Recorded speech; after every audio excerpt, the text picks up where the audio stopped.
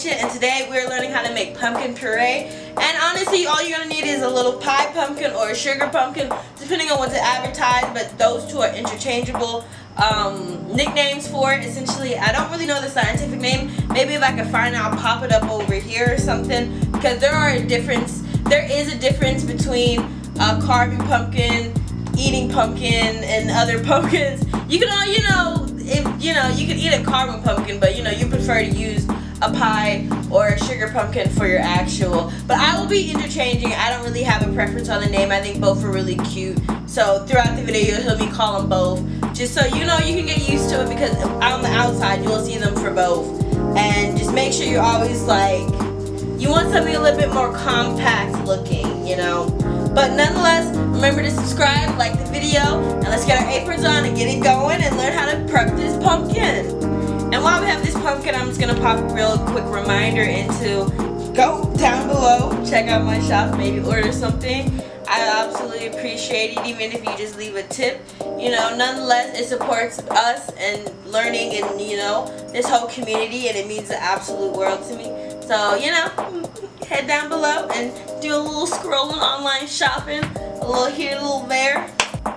Our first step is going to be washing it, make sure we get all the dirt and grime off of it, because you're going to be roasting the pumpkin pretty much whole. This is super simple, y'all. We're just going to cut it and not cut it ourselves. Main goal. But what I like to do is do a little trace line for anything to have like a rind. And then I go in and I slice through there. It always worked for me, and I hope it works for you. But like I said, safety first. And we're aiming for little halvesies. Do your best, the best of your abilities, and you're gonna have to scoop a lot. If you got a big spoon or you got a little spoon, you gotta get them strings. You gotta get to work. You gotta get to scooping and duping. Even if you drop it, you gotta get to work. You gotta keep going.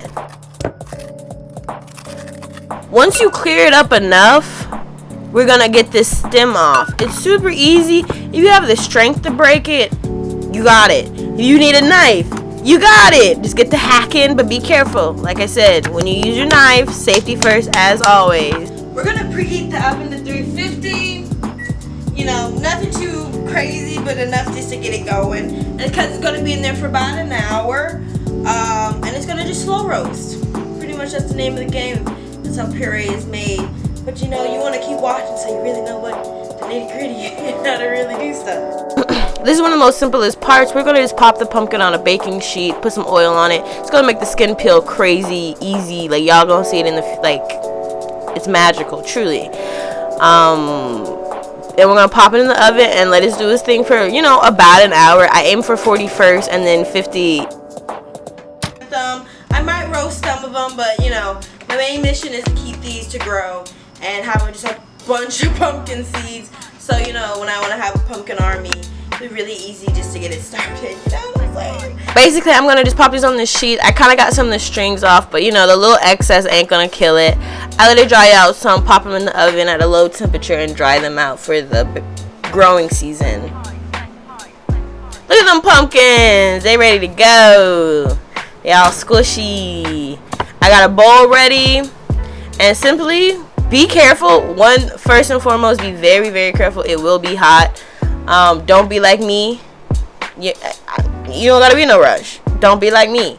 But look at that, how it's easy it peels off when you add the oil.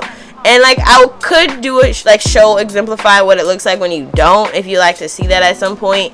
But just let me know next season when it's pumpkin season. I'll have that so y'all can see the difference in having the skin versus not having the skin. Actually, I might even have a pumpkin, so I might be able to show y'all now.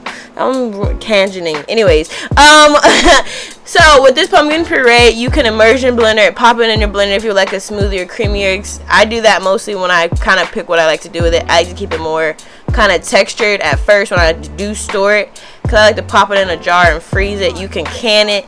You can freeze it in many of ways. You can do it in smaller portions, a big portion, whichever you prefer. You can dehydrate. There's so many ways to preserve your food these days, and I recommend getting into something that you feel is best for you. I'm gonna get in canning as soon as I have the canning ability and storage for it. We're gonna pop this in my jar to freeze up. And if it's still hot, let it cool. Like, I'm gonna just leave it in the jar with the like top off and let it cool. Make sure to always let it cool and do like proper temperature management of your stuff to the best of your ability. You know what I'm saying? Don't put something too hot in your freezer, because it will discombobulate the internal temperature.